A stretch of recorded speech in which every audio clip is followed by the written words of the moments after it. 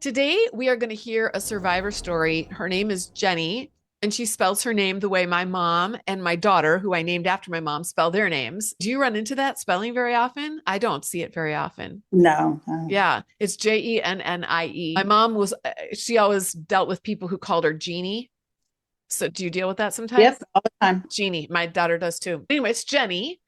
And she has been a member, I think, since 2021. Is that do you know when you I joined? think it was sooner than that. I think it was 18. When did you start? Did you start out in flying free? Yes. Yeah, okay. And you've been Yeah, in flying higher then for 4 years, I think. several years. Yes. Yeah, wow. Okay, so Jennie has a story to share. Let's dive in and hear it. Why don't we first talk about how and when you first noticed that something was off in your relationship? Well, we began dating, my ex-husband and I, we were 15. We were married by 20. We didn't argue about anything. It was a seemingly perfect relationship. And yet, 1 year into our marriage, almost exactly, he had an affair while on a business trip. And this wasn't just like, he went out and had intimate relations with somebody it was, he actually fell in love, which blew my mind. I was heartbroken. And, Can I just ask, were you guys Christians at this time oh, or? yeah, very much into the church. We Okay. met at Bible camp. We were constantly in that environment. We played pinochle every Sunday night at church. And I mean, it was a great, happy environment. And I was actually away counseling at a church camp, when this evidently all started. So, um, yeah, it was truly shocking. And then a couple of years later, he had a few more that weren't kind of falling in love, but just affairs, sort of thing, sexual encounters. And I certainly saw those as problems, but I actually was not aware of the real character issues until much later and how this all played into our whole picture. Okay. So did your church know that was doing this kind of stuff? Only very few people knew, and I hid that from everyone. And I was later to unpack why I had not shared that with people because it was a reflection on me. I believed that I was, Wow. oh, yeah. Did people communicate that in different ways? The ones that you did disclose it to, did they communicate that at all? No, Or nobody told us to get help. Nobody really, I mean, it just stayed hush hush. so Um, in your community, what did they think about adultery? Was oh, it something that was accepted for men to do? no, certainly not. We are in very conservative church circles. No, it was not accepted at all. And Um, yet he got away with doing it multiple times. he That's did. fascinating to me. He did. And one of them, the ones that knew, was an elder, a very kind man. I lived with his family for a year and a half before we got married, and yet he never addressed it either. That's so interesting. I always wonder if one of the reasons why some people don't address it is because they're struggling. They're doing this. I shouldn't say struggling. It's not a struggle. They're doing the same things, or Yeah. they're covering up for someone else, and so they feel would be a hypocrite to come down on him because it's something they're either doing in secret, or maybe they're into porn or cheating on their wife in other ways. Who knows? Yeah. I don't know. It's just something I wonder about. Yeah. So, okay, so that was, I mean, honestly, that is a way of being abused, I think. You're being taken advantage of, you're being used as his wife, but he's actually, able to do, I mean, this is like tale as old as time, right? The Mhm. wife is at home taking care of the business at home, and the husband, but he gets to go off and do whatever he wants to with whomever he wants to, and gets away with it. And Mhm. it's actually the wife's fault if it all comes out. It's going to be your fault because you must not have been keeping him happy at home. So poor guy had to go out there and it was naughty on him, shame on him, but still, Yeah. you could do Yeah. better as a wife, right? All right. So what are some of the other ways that you were emotionally and spiritually abused? Um, well, it's interesting because I really didn't connect until I was doing this podcast, looking at all the ways like I was gaslit during that time, where, I would say, here's the thing in your wallet, that still has this girl's number on it. And he was like, oh, I threw that all away. That was a mistake. And, numbers in his phone. So I was like going, oh my gosh, I was just so blind to it. And again, just wanted to shove it underneath the rug. Um, so I went on and got pregnant very shortly after that affair. And, just kind of life went on and it was shoved underneath the rug. So from there, though, uh, I reached out. I believe I subconsciously was reaching out for something to protect us against him having affairs again. So I kind of got into the James Dobson thing. Families that pray together stay together. If we could just stay close enough to God, everything would be okay. And we went on to get into much deeper into all the ultra conservative stuff, and that's where the signs of abuse that I see that lead directly to, the demise of our marriage, began in those things, because we really got into the hyper conservative things in the way that we dressed. We wore dresses to the floor, and just the ramped up patriarchy is what I was going to say. Mm-hmm. So we just went on and on from there, and it got progressively worse as he had to be in control of everything that happened. And I gradually was relegated to the status of one of the children. As Yeah. what I could speak on, or the decisions I could make, everything was his, as far as that goes. So I could tell you a few of the examples of things that Yeah. happened. Yeah, do. And I'm also So I'm also a little bit curious. Did he continue to have affairs? Is this something that was ongoing throughout your marriage, or? I certainly believe so. He traveled a lot. I can't prove most of them. Yeah. Okay. I can't tell you how many business trips he was on that, my goodness, he was the one designing all the phone systems and those phone things. And yet he could not get to a phone to check in with me. And, he just couldn't sleep at the hotel. So he went out to see movie, Uh-huh. I'm at home, Uh-huh. kids worrying about, could you just at least let me know where you were and that you were safe while you were in this foreign place, many times Right. overseas and things. So, but again, I was really sticking my head in the sand. I was afraid to ask. And I Yeah. think too scared to ask. So, Yeah. but he did have, one of his things was we can never talk about sex with the kids. They don't need to know anything until the night before they get married. That has come back to haunt me. Several of my kids tease me about it. It's a point of, kind of fun teasing, but several of them, it's more serious. And, that was certainly not a wise thing to do. He also required that the kids, as they got older, that 50% of everything they made go to him, supposedly us. And yet it wasn't to save for them when they're 18. It was to us. And like, we made plenty of money. We lived on a 30-acre farm. I'll say plenty of money. Of course, we had to manage our money, but he was an engineer and we did well. And he just wanted to keep their money for the community.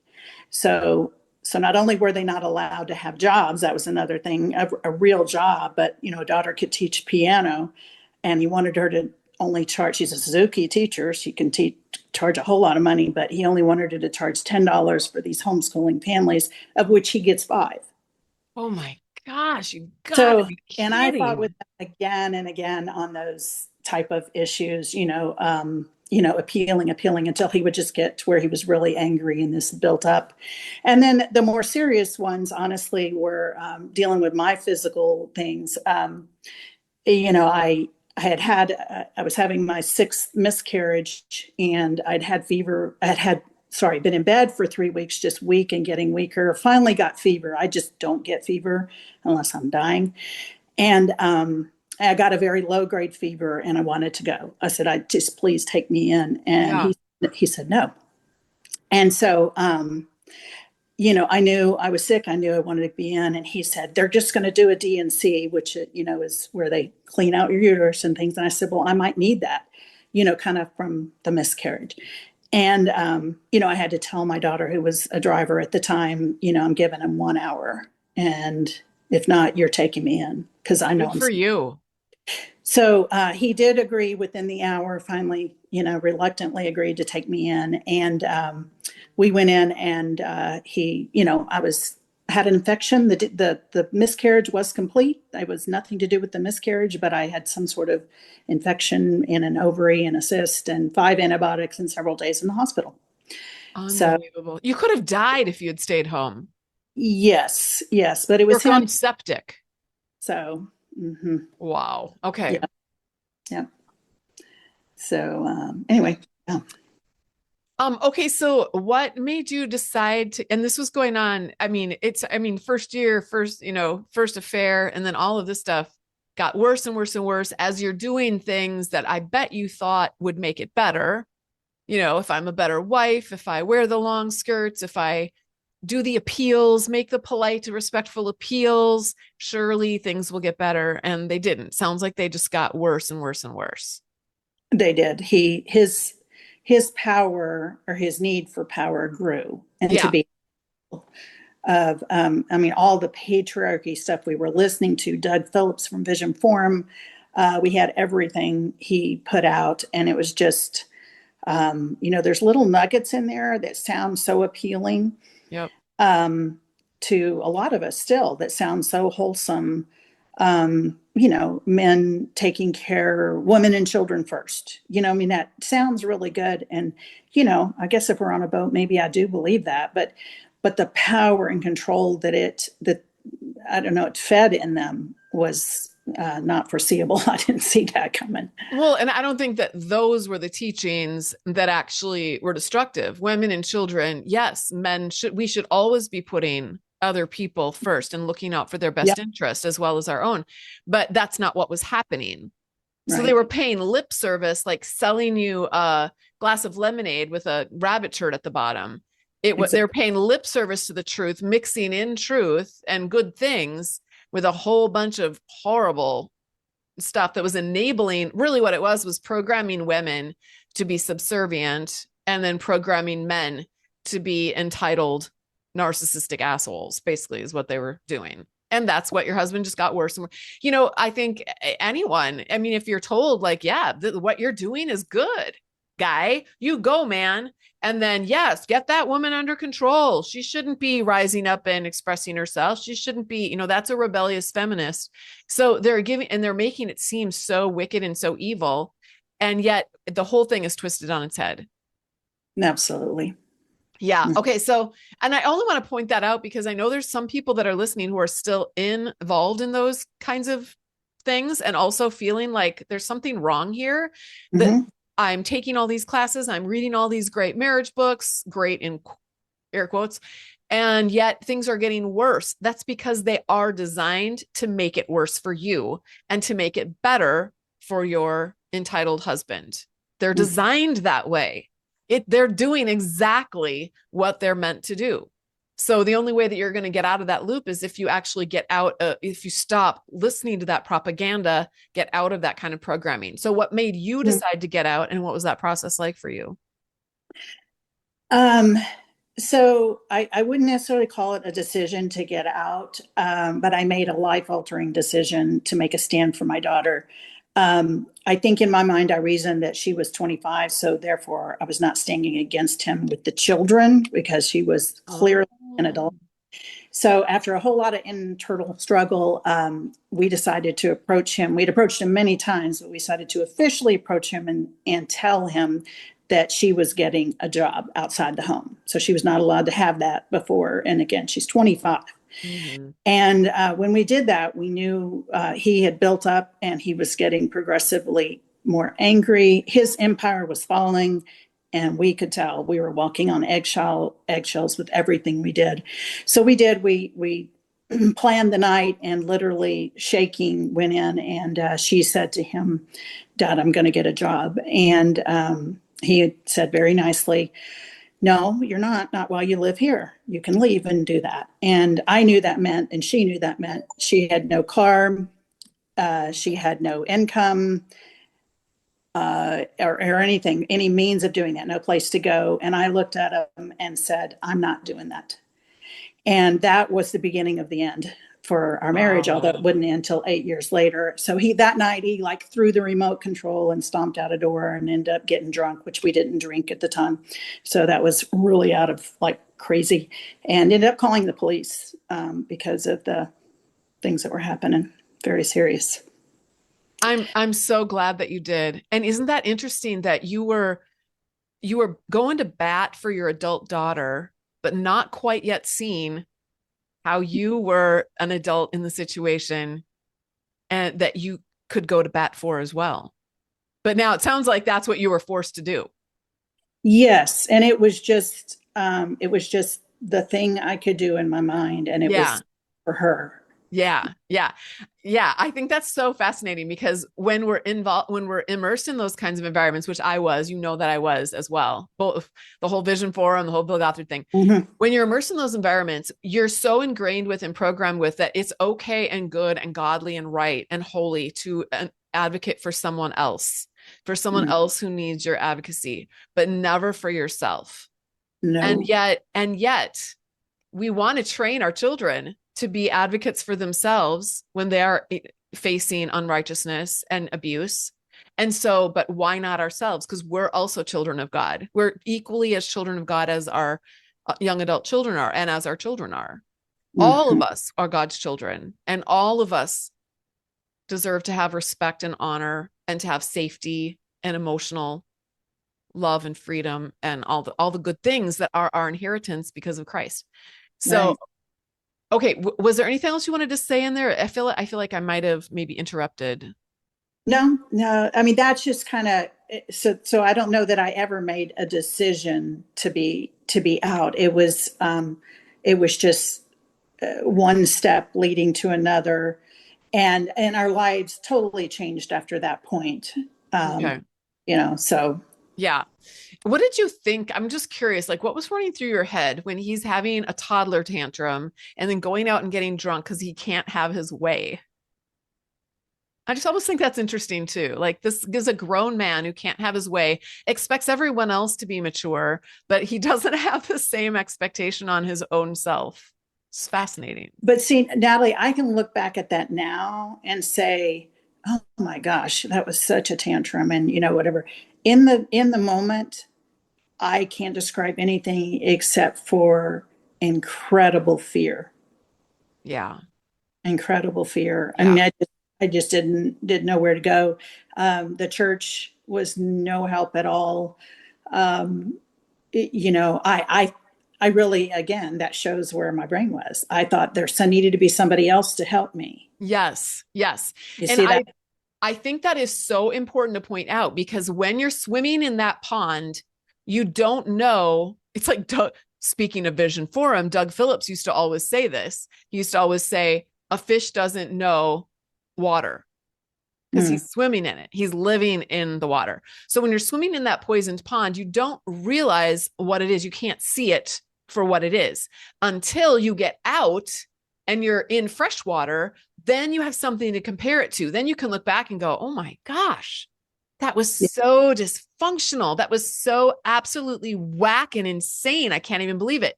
That's why I think there's so much of a disconnect between people who are maybe just coming into flying free for the first time. They're still swimming in that poison pond. And it's really, mm, really, it's not that they don't want to see what's actually happening. It's that they can't.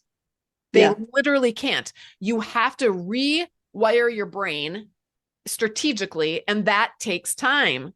I mean, you were in flying free several years ago, and you've been involved in this program for probably as long as I've been doing it. And look at all these years, and same with me. All these years I've been growing and changing too, and see things very differently now than I did even 7 years ago when I got married the second time.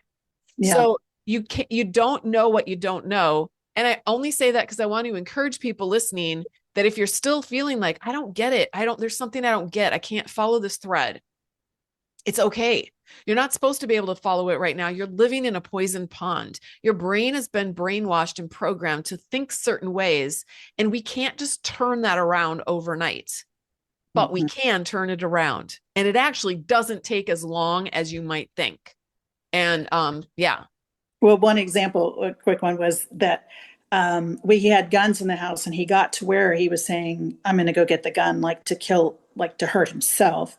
But I knew that the possibility was there of him hurting me or the children, although I never believed he would do that intentionally at the time. At least I did not believe that. And I didn't have I believed I had to have somebody else's permission to take the guns out of the house. And I finally got the elders at a church to reluctantly, very reluctantly, just because of my silly fear, agree to take the guns out of the home and store them somewhere else until things settle down. Wow. And I look back at that now and I say, I can't believe I did that. I mean, I just look back and say, because now I would say, get those guns out of here. I mean, Yeah, yeah, I'm not the person I was then, exactly. but my brain was so clouded and so unclear, Yeah, which is why I'm on a mission to help churches get clarity on this, because they need to be able to see in and see that we're being abused, that we're being confused, yeah, feeding confusion and fear. Fear was a huge factor for me. yes, yes. So. Okay, so what kinds of things did you try to do in order to fix the problem? And were any of those things effective, and why or why not? How did you beat your head against the wall? Tell me. So, well, one thing I did, I just knew at some point in there, and again, didn't have access to books because he read all our email. He saw everything that was coming in. We couldn't order. I did not know about flying free or any of that. I was afraid to even go search because he would read our search history, right? But I did know enough to know that I couldn't change him, but I could change myself. And so I went to a local organization, which I think is International Access now, but it's called Operation 220 or Exchange Life. And I decided to take a 9-month course there. It was a $1,600 course, and I love to study. And, I was like, this sounds really fun. And he decided that God had told him that I should not take that course. He didn't even believe that God spoke to you, because if we ever said God spoke to us, he didn't want to hear that, because, it's Right. God only subjective. speaks to him. But oh yeah, but God could speak to him. And God had spoken to him and said, I would receive too much comfort from that course. They were a grace-based organization. And Oh my gosh, we can't have our loved ones be yeah, comforted, right? yeah. And So again, I was did he not even read his Bible? I mean, actually, unbelievable. yeah, actually, he came to a point and he told him, God had told him after that night with my daughter that he didn't have to read the Bible until I repented. Now, this didn't come out, immediately, but he was waiting for me to repent. And he said this directly in front of a counselor with me present, that eventually he said it, and until God brought me down and he would be there for me, when he did. Oh So, my, but he was trying to kind of help God along here and making our family fall so that he could step in and rescue us. unreal. Which Talk is, about he threw his using, children under the bus for that, just saying, and he very much did that, and they all saw it, in the coming years, because he stepped out of everything. So okay. he stepped out of their lives. Our whole everything changed.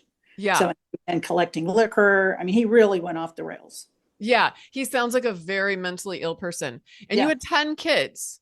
Yes. Yeah, Yes. 10 kids. I just want to point that out. Okay, keep Yeah. going. So I went to that class, and oh my goodness. So I learned so much in that class about me. I started unpacking me. I started realizing how I had become just like my mother, who had said I'd never want to be like my mother, who I loved dearly. And she was sweet and kind, but she was under the control of my dad her entire life, Mm, and in a very horrible way.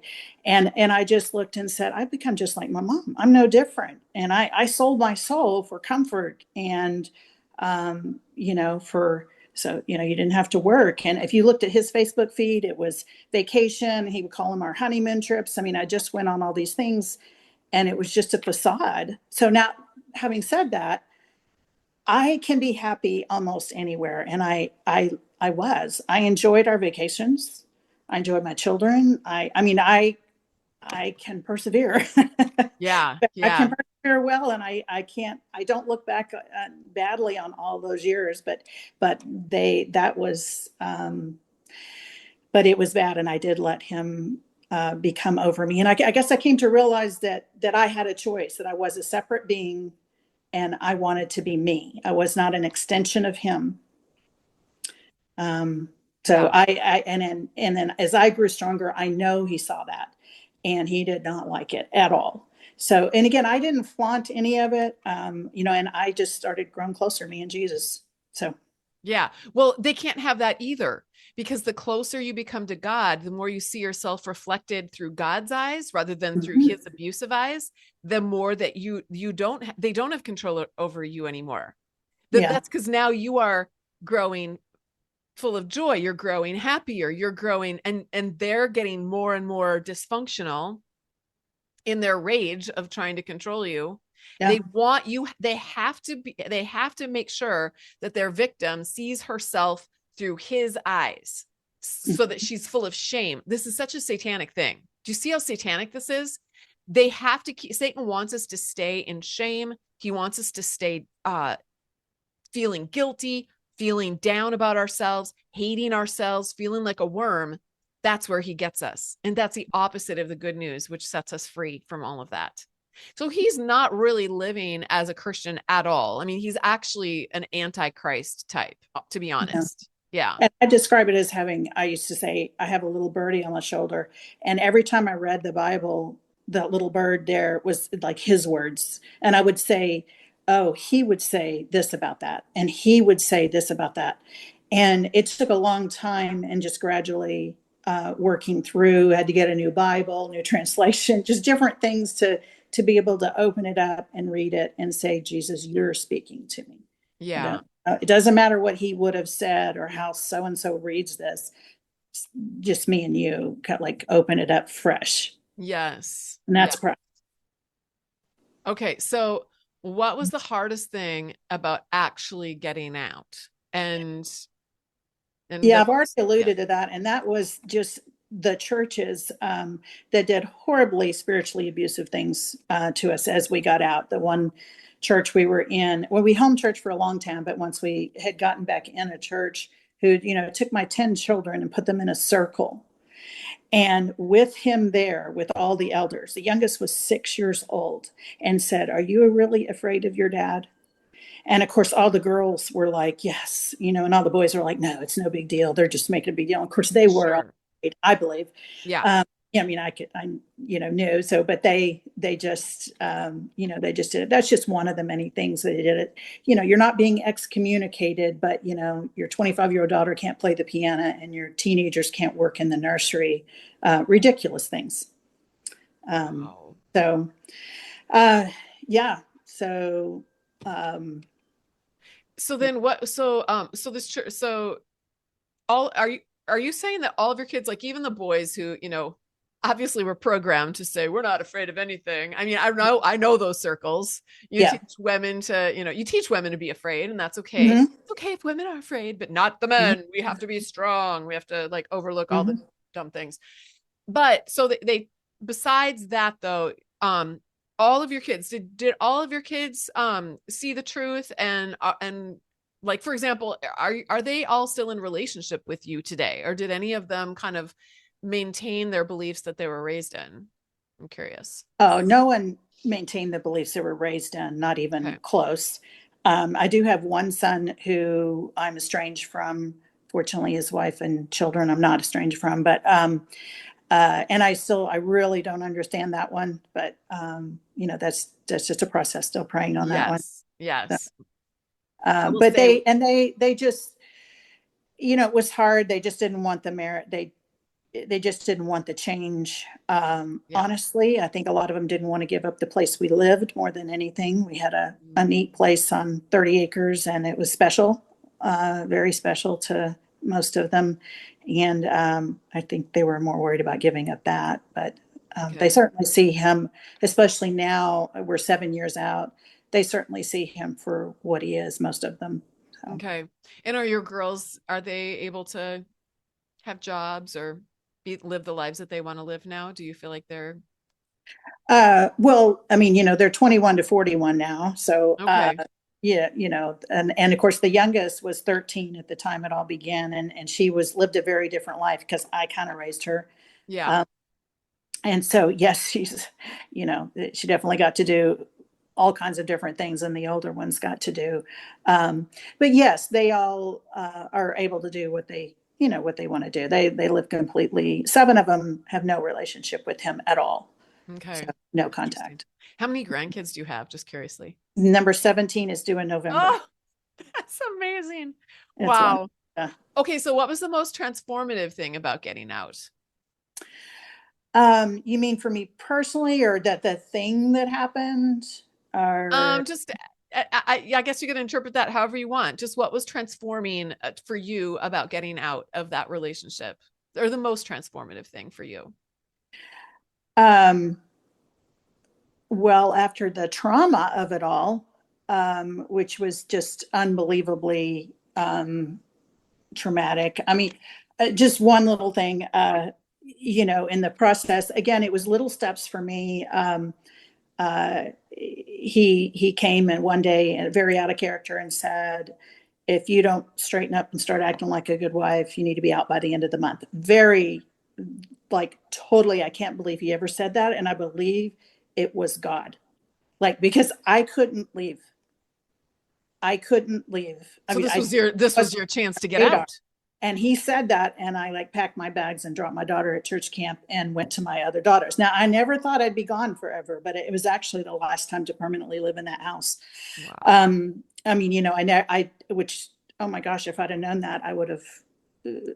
I don't know that I would have, right? That was too traumatic to even think about that could Yeah. be the case, but it was, and it all led to, positive things. I ended up getting an apartment at the encouragement of some good elders, and they kept using the words I needed to hear. You're just working on your marriage, and if he doesn't let you stay, it's okay, but he needs to let you have some time to get better.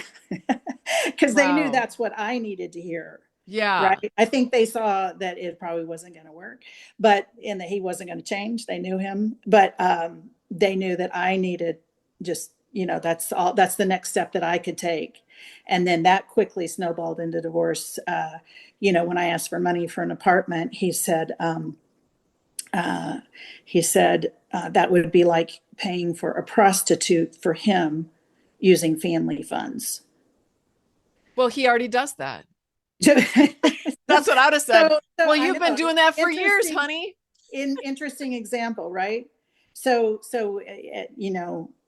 getting an apartment for me meant using family funds to pay for a sinful activity.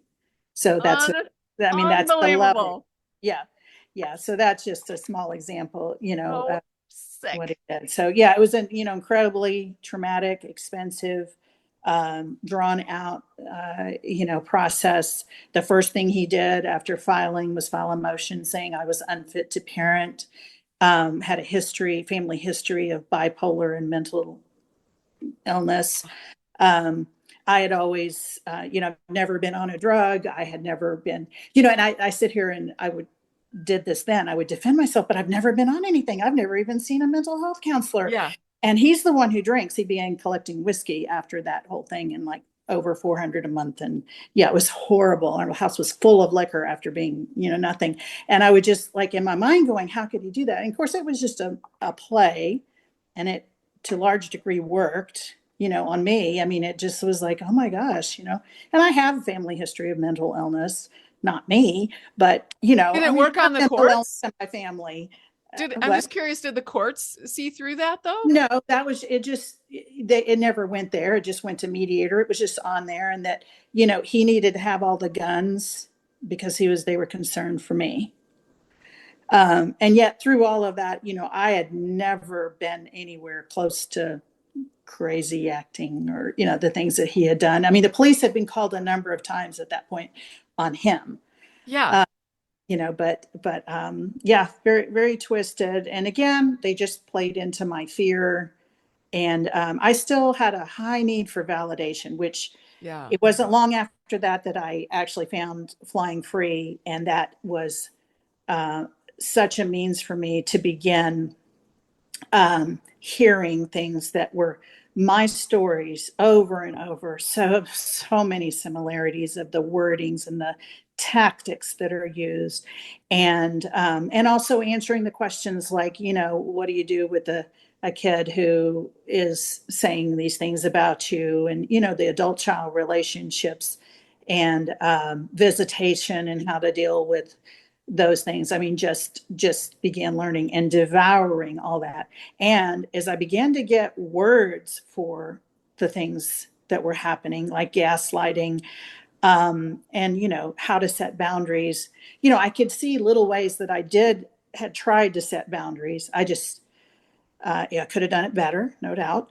But that I just began getting language and healing for everything and validation that I felt like I needed. I wish I could say I didn't need that, Yeah. but I still tend to do that. So I'm a lot better, but I do tend still to say, Well, I think that right, right? You heard that right? exactly. I think we need that to even have it modeled for how we offer that to ourselves eventually. And Yeah, it's like you need, like a baby needs milk he needs the mom to give him milk, but then eventually he figures out how to feed on his own and be able to give himself nourishment, right? yeah, So I think that's really important, especially for women who are coming out of what you and I came out of, yes, where we're yeah, not taught that we have minds of our own or are even allowed to have minds of our own and make decisions on our own. You said it perfectly at the beginning. You became another child in the family. It's hmm, but the child that holds all the responsibility for the husband and the children, but you are also just the oldest child, the responsible child in the yeah, family. exactly. Yeah. And that is not how marriage was supposed to be. That's not what the Bible teaches. So, oh, it's so wackadoodle. It's very cultish. I mean, I think it's safe to say this is you were in a cult. I was in a cult. It's very cult like, and deprogramming from cults takes a long time. Yeah, I do That's being in a cult because it really was. yeah. Okay, so you mentioned flying free. Is there anything else you want to share about flying free? Just because some people have thought about being in flying free, they don't really know, you know, how is it really going to make, I mean, I've heard this before. People will be like, well, I listen to your podcast all the time, and that's really helped me a lot. How is flying free going to help me any more than your podcast already has?